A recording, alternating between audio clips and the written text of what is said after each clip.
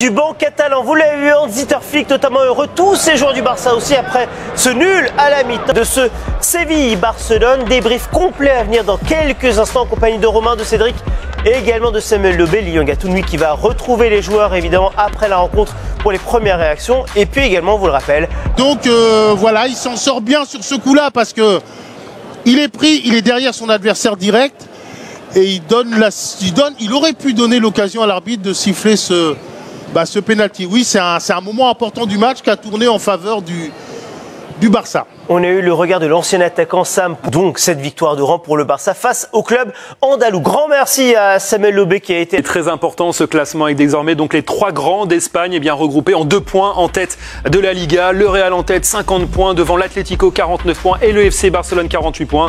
Vous l'avez dit Salim, on ne va pas écarter de l'équation également l'Athletic Bilbao qui est 4e et qui n'est finalement qu'à 4 points du podium et à 6 points de la tête. Mais forcément, nous ce qui nous intéresse c'est cette bagarre entre les trois grands d'Espagne. Rarement ces dernières saisons finalement on les a eu aussi serré à ce moment de la saison. Ça va être passionnant effectivement cette Liga et vous voyez en deuxième partie tableau Séville qui reste quand même loin de la zone rouge avec ses 6 points d'avance sur Valence, notamment le premier relégable. Bref, ça va être Pedri justement et on a évoqué juste une nouvelle fois pour compléter vos propos Cédric, sa position dans cette rencontre, on va le voir également en réalité augmentée et forcément cette position préférentielle d'être un peu sur la... Il s'éloigne un peu, je parlais de densité justement de ce milieu de terrain où du coup personne ne sait vraiment qui doit défendre sur lui et au final, il est tranquille dans son match. Mais c'est un art de déplacement, c'est vraiment l'intelligence de jeu.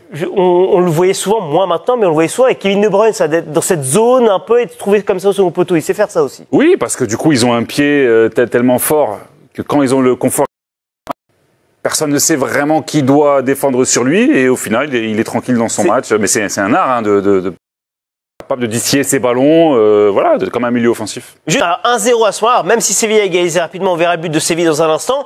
Mais il est vrai qu'il y a eu quand même des opportunités pour cette équipe de Barcelone. Lilian, Sam, le Barça qui peut presque regretter de ne pas avoir marqué ce deuxième but par séquence. Il y a eu des séquences fortes pour les hommes d'Hans Flick dans cette première période. Oui, très exactement. On parlait d'un petit manque de justesse peut-être dans la dernière passe, mais en tout cas, les ingrédients, le début de la rencontre était très très intéressant pour cette équipe barcelonaise qui avait mis tout ce qu'il fallait. Il a manqué cette petite justesse dans les 30 derniers mètres pour réussir à concrétiser au moins une des occasions. Oui, mais moi je trouve qu'ils ont été très bons dans les 20-25 premières minutes. Ils ont marqué sur leur temps fort. Il y a eu, comme vous dites, une occasion, mais il n'y a pas eu de gros ratés. Et par la suite, effectivement, quand ça a été moins bon, ça a été moins juste, mais c'est effectivement dans les 20 premières minutes qu'ils auraient pu marquer un but de plus qui leur donnait un peu plus de confort. Les opportunités donc catalanes étaient présentes et on les voit notamment avec cette tentative de Lamine Yamal qui est passée à côté. Et puis de l'autre côté, Séville a marqué sur un aspect un peu délicat de la défense de Barcelone, le fait de défendre extrêmement haut au final. Déjà ce but il a été très étonnant parce qu'il est parti sur le coup d'envoi. Après le but du Séville FC, les joueurs du FC Barcelone n'ont même pas touché le ballon sur le renvoi des joueurs andalous. Cédric, on revoit cette relance justement. Et là le Barça qui est pris à son propre jeu, c'est-à-dire avec une défense qui est très haute sur le terrain et qui est piégée puisqu'elle n'est pas parfaitement alignée. Ouais, mais ce qui est bizarre, c'est qu'on a Inigo Martinez qui monte sur Saúl Ñíguez et qui au final joue leur jeu sans savoir où sont ses coéquipiers derrière. C'est pas lui de jouer la ligne parce qu'il sait pas ce qui se passe dans son dos. Ensuite, Koundé, il a un petit peu de retard, mais oui, c'est un des aspects qui inquiète du côté du FC Barcelone. C'est une de leurs failles et c'est bien exploité. Et justement, effectivement, Lilian, Sam, Séville, c'est très simple, c'est très efficace. Ils ont vu le point faible, entre guillemets, de Barcelone. Et bien, ils en profitent. On joue long, on essaie de jouer dans la profondeur, dans le dos de la défense barcelonaise. Exactement, c'est souvent le plan de jeu des équipes. On se souvient que le Real Madrid ou le Bayern Munich voulaient également faire cela, ils n'y arrivaient pas, mais c'est vrai qu'aujourd'hui on a changé de charnière en cours de match. L'alignement est peut-être pas parfait et c'est vrai que cette équipe barcelonaise s'est fait surprendre quand même 2-3 fois sur cet alignement qui était un petit peu aléatoire de la part d'Inigo Martinez. Oui, mais à chaque fois c'est là-dessus leur point, si on peut dire, un petit peu faible parce qu'ils sont dans la prise de risque. Ils remontent et quand il y a un milieu de terrain comme Saúl Ñíguez, quand vous remontez, qui fait l'appel à contresens, vous avez du mal à revenir et vous concédez pratiquement une occasion. Mais 2-3 fois, on l'a vu, regardez, ils attaquent bien ces espaces et ils prennent à revers cette équipe du Barça. Mais vous l'avez dit, c'est assumé de la part d'Hans Flick. Il vous faut marquer un but de plus que l'adversaire parce que sinon vous êtes toujours à la limite et vous pouvez concéder des occasions. On les observe effectivement, ces séquences avec ces sorties de balles extrêmement rapides et surtout la profondeur recherchée par Séville durant toute cette première période. Et au final, pour compléter ces différentes actions, on va le voir en RA, justement en réalité augmentée, ce que ça donne en position moyenne pour ces joueurs du Barça durant cette première période. Vous allez le voir, c'est très haut. On n'est pas loin évidemment de cette ligne médiane, Cédric. On assume, c'est assumé. Hansi Flick le dit, je veux jouer haut. À ses risques et périls, j'ai presque envie de dire. Oui, mais honnêtement, il va mourir avec ses idées. Ça a réussi plutôt bien sur ce début de championnat. Sam a parlé de marquer un but de plus que l'adversaire. C'est surtout qu'on a l'habitude de voir Yamal, Rafinha un peu plus clinique. Parce qu'ils ont presque 75% de possession. Ils sont souvent dans la surface de réparation.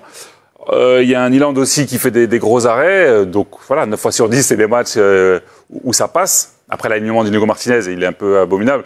Je sais pas si c'est parce que c'est pas Cubarsí, c'est Araujo en ce moment sur le terrain. Pour moi, il se trompe un peu. Mais au final, il faut qu'ils construisent leur match. S'ils dominent autant en seconde période, ça devrait quand même passer pour les. En tout cas, en seconde période, il ne pourra plus prendre cette excuse de Araujo à côté de moi, je peux pas faire pareil, puisque Araujo n'est plus là en seconde période. Oui, il a été sorti du terrain donc à la 22e minute de jeu. Le regard également de Lilian et Sam sur un homme dont on avait parlé en avant-match, dont on attend toujours beaucoup, Rafinha. Caméra isolée durant cette première période sur l'attaquant brésilien. Et messieurs, il faut bien l'avouer, sur cette première période, on l'a peu vu quand même Rafinha. Lewandowski buteur, Yamal dangereux et Rafinha très peu concerné, en tout cas très peu vu. Oui, c'est vrai que le jeu a penché vraiment du côté de Lamine Yamal. On voit un Rafinha qui décroche. Pourtant, dans son couloir, Juanlu, on ne le trouvait pas très bien. Le latéral droit sévillan. Mais voilà, on a Rafinha qui, pour l'instant, est en train de décrocher, cherche à exister, cherche quelques ballons. Alors, il est surtout à la passe plus qu'à la finition parce que ses appels ne sont pas servis en tout cas. Mais il cherche son positionnement. J'ai trouvé qu'au bout de 20-25 minutes de jeu, j'ai trouvé qu'il n'était pas assez servi côté gauche. Donc on l'a vu quelquefois à notre surprise sur le côté droit, on l'a vu à l'intérieur en tant que milieu de terrain. Donc il cherche à peser un peu plus sur le jeu, parce qu'il a un statut de leader quand même au sein de cette équipe, mais il ne trouve pas son poste, il ne trouve pas ses connexions avec ses partenaires. Donc je pense que quand même c'est là qu'il faut se méfier, parce qu'il devrait s'améliorer en seconde mi-temps. Lui c'est un pur buteur, alors que Yamal est un organisateur de jeu pratiquement. Cette équipe du Barça, donc pour l'instant accrochée à Séville. On rappelle aussi le point classement pour bien rappeler où on en est. Avec le Real Madrid qui est donc leader, qui a 1 point d'avance sur l'Atlético de Madrid.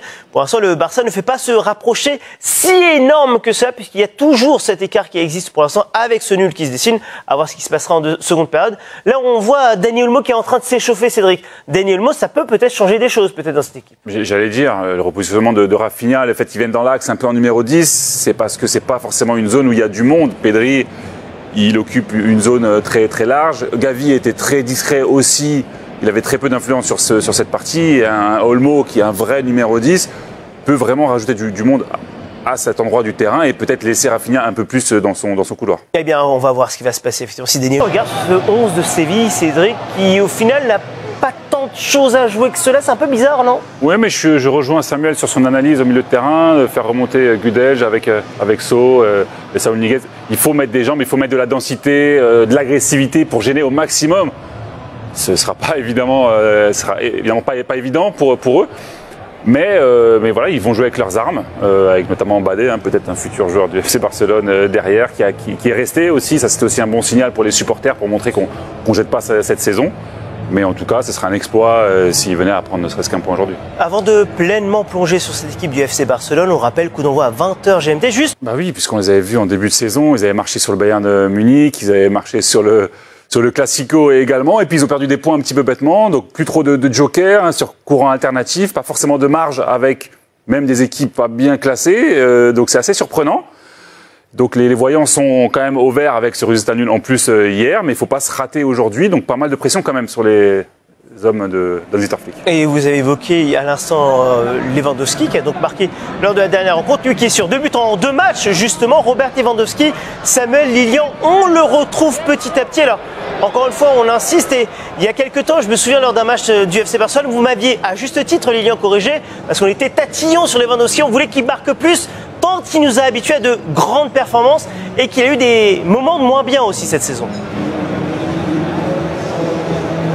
Exactement, mais ça reste un joueur de 36 ans qui est donc, doit être géré par Hans-Dieter Flick. Il n'a pas fait jouer bien sûr contre Valence, ça a permis à Ferran Torres de marquer un triplé. Donc en plus, voilà, non content il s'est reposé, mais en plus on donne la confiance à Ferran Torres qui sont remplaçants normalement dans cet effectif. Mais c'est vrai que voilà, Robert Lewandowski a un petit peu de mal à enchaîner les matchs. Il était dans une mauvaise passe dans ce début d'année. Il est en train de revenir, mais voilà, c'est très clair que quand le Barça reprend de sa superbe, quand le Barça reprend de la possession et que évidemment Rafinha et Lamine Yamal retrouvent des couleurs dans le côté et font des différences, ben ça profite forcément aux Polonais. Oui, il est indispensable pour finir, pour valider le travail collectif, comme vous dites, de ces deux coéquipiers sur le côté, de ces milieux de terrain très techniques. Et surtout, il a un périmètre de jeu qui est un petit peu réduit, mais il est toujours aussi utile dans ses décrochages, dans le fait de garder le ballon dos au but. Alors il y a moins de courses longues, on va dire, mais il est toujours aussi utile au collectif et il a toujours le flair dans les 18 mètres.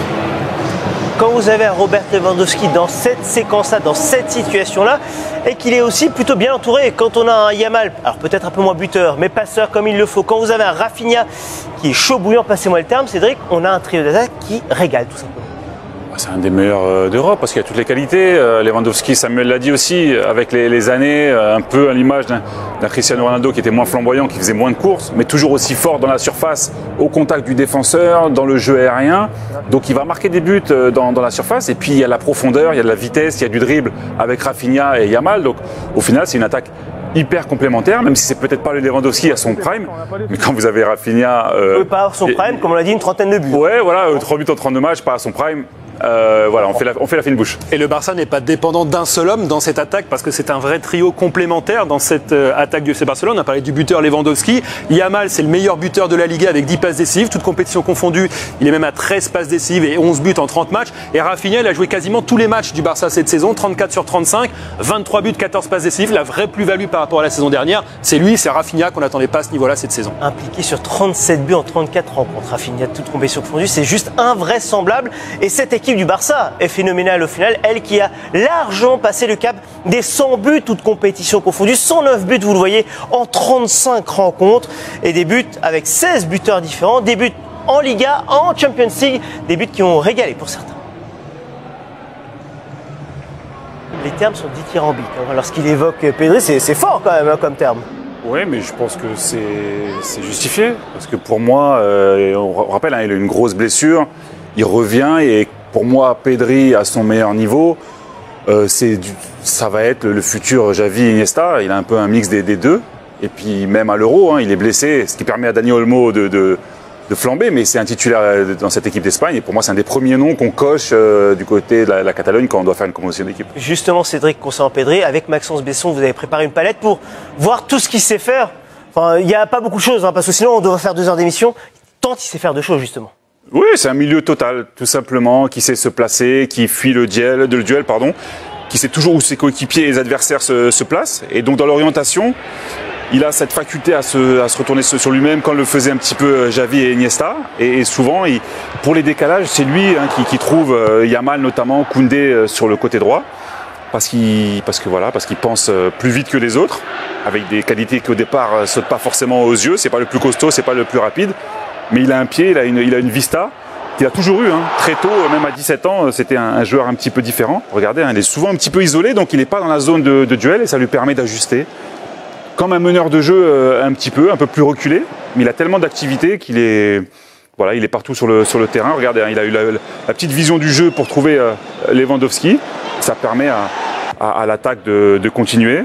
Donc il est toujours dans l'anticipation, toujours évidemment disponible pour ses coéquipiers. Et puis... là, voir cette passe-là, il faut y aller quand même. Hein. Mais c'est pour ça que je dis que c'est un mix un peu entre Xavi et Iniesta, parce qu'il est un peu moins offensif qu'Iniesta, mais défensivement, pour moi, il est meilleur. Et comme Xavi, il arrive, regardez, hein, il est entouré de 4 joueurs, sans faire de bruit, il se retourne, sans faire des gestes exceptionnels. Bon, parfois, dans les petits espaces, il nous sort des petits gris-gris dont lui seul a le secret, mais c'est pour moi le meilleur milieu de terrain du FC Barcelone. Pedri, donc, qui est un élément clé, on l'a compris, Hans-Dieter Flick, il l'a évoqué, le technicien allemand, il y a quelques instants, dans le jeu pratiqué par le FC Barcelone. Sa défense aussi est clé, même si, ce soir, on rappelle, Cubarsí n'est pas titulaire, hein, il est sur le banc, c'est Araujo qui est titulaire. On a juste regardé et visualisé cette statistique concernant les deux défenseurs centraux habituels, donc Martinez et Cubarsí, pour rappeler que ces deux hommes sont à plus de 1600 passes, 1634 pour Inigo Martinez, 1783 passes pour Cubarsí. Oui, tout part de derrière. Quand on met Araujo au final, est-ce que Araujo va pouvoir aussi faire ce genre de choses au final, Cédric? C'est l'interrogation qu'on a eue pendant sa blessure. Parce que Cubarsí, il a pris le lead de cette défense centrale et Araujo est censé être le titulaire à la place de Cubarsí, mais avec la manière de jouer du FC Barcelone, c'est une interrogation qu'on a et à lui de dissiper les doutes, à lui d'envoyer des messages à son coach parce que Flick, il ne va pas déroger à son principe de jeu. Donc quand même pression sur l'Uruguayen, voir si techniquement, sortie de balle, il est capable de faire ça. Le terme principe de jeu est important parce que Hans-Dieter Flick ne cesse de l'évoquer au final. Oui, même lorsque les remplaçants jouent, ce qui était le cas contre Valence en milieu de semaine en Coupe d'Espagne, triplé pour Ferran Torres, un but pour Fermín López et pourtant, eh bien, à l'issue du match, Hans-Dieter Flick, l'entraîneur, a déclaré ceci: l'équipe est désireuse de marquer encore plus de buts, c'est une partie de notre style et de notre philosophie du football. Parfois, je dois rappeler aux joueurs de rester calmes et de contrôler la situation dans les dernières minutes du match. Alors ça, forcément, ça interpelle. Cédric, est-ce que ça veut dire que quand on est le FC Barcelone et qu'on vise forcément tous les plus grands titres en fin de saison, est-ce qu'on peut viser ces titres en étant aussi joueur? Il a gagné des titres en étant joueur avec le Bayern. C'est un coach qu'on a ramené justement pour ça. Et même s'il mène souvent dans leur match, son discours, ça veut dire quoi? Qu'il est jamais rassasié et que s'il faut en mettre 7, 8, et ben en mettant un but de plus de l'adversaire, même si ça crée du spectacle, même si ça crée parfois des déséquilibres, lui, il veut aller gagner des titres avec cette façon de jouer. C'est pas le Real Madrid capable de subir une heure, comme l'a dit Samuel tout à l'heure, et puis ils sortent de leur boîte et ils font 2 exploits. Ils ont besoin de maîtriser ce qui se passe sur le terrain. Et ça passe par justement un sérieux jusqu'au bout des rencontres, même celles qui sont maîtrisées. Alors on parle de maîtrise, notamment au milieu de terrain. On a évoqué les défenseurs centraux et l'importance des défenseurs centraux. Mais Lilian, Sam, il y a aussi un homme, l'arrière droit Jules Koundé, qui a pris encore plus le lead, j'ai envie de dire, en tout cas ses responsabilités sur ce côté droit, que ce soit défensivement et offensivement aussi, messieurs. Exactement, 20 titularisations à ce poste consécutif pour Jules Koundé, qui curieusement avait été découvert ici au FC Séville. C'était une petite trouvaille de Ramon Monchi qui l'avait ramené des Girondins de Bordeaux et qui en a fait évidemment un joueur et le grand joueur qu'il est. Il a encore progressé, on se dit cette année, hein, notamment dans son placement défensif, mais bien sûr dans son apport dans le couloir droit avec Lamine Yamal. Voilà, c'est un point fort du jeu du FC Barcelone. Oui, mais vous avez tout dit en fait, parce que là où on l'attend, c'est dans son jeu défensif. Il ne vient pas très vite, Koundé, mais il est très intelligent dans son placement, il est très fort dans le duel.